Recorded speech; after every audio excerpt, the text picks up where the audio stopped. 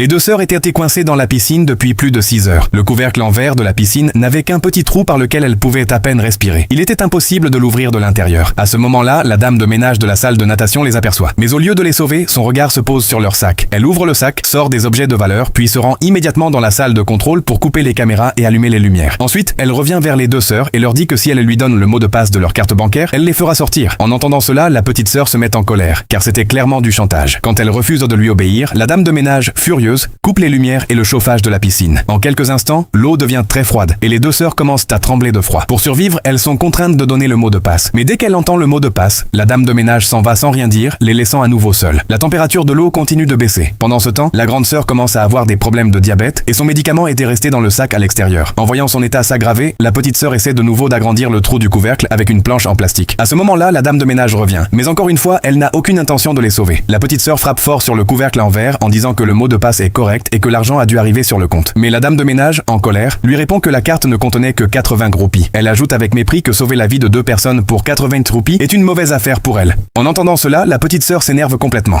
Elle rend la planche en plastique qu'elle tenait tranchante et appelle la dame de ménage en prétendant qu'elle a encore plus d'argent. Dès qu'elle s'approche, elle en profite pour l'attaquer. La dame de ménage est blessée et, furieuse, active immédiatement le système de circulation de l'eau depuis la salle de contrôle. L'eau commence à s'écouler rapidement par le drain. Les deux sœurs essaient ensemble de fermer le drain, mais la pression de l'eau est trop forte et elles n'y parviennent pas. Dans ce chaos, la grande sœur, déjà affaiblie, s'évanouit. Voyant cela, la petite sœur a peur et commence à demander pardon à la dame de ménage. Celle-ci, paniquée, craint que quelqu'un ne meure et décide donc d'éteindre le système de circulation. Quand la grande sœur reprend conscience, elle tente de la séduire en promettant une bague en diamant si elle les sort de là et en assurant qu'elle ne portera pas plainte. Tentée par la récompense, la dame de ménage accepte et va dans la salle de contrôle pour entrer le mot de passe et ouvrir le couvercle en verre. Mais le système était déjà en panne. Après plusieurs tentatives, le couvercle ne s'ouvre pas. Finalement, elle abandonne et dit la vérité, laissant les deux sœurs là-bas.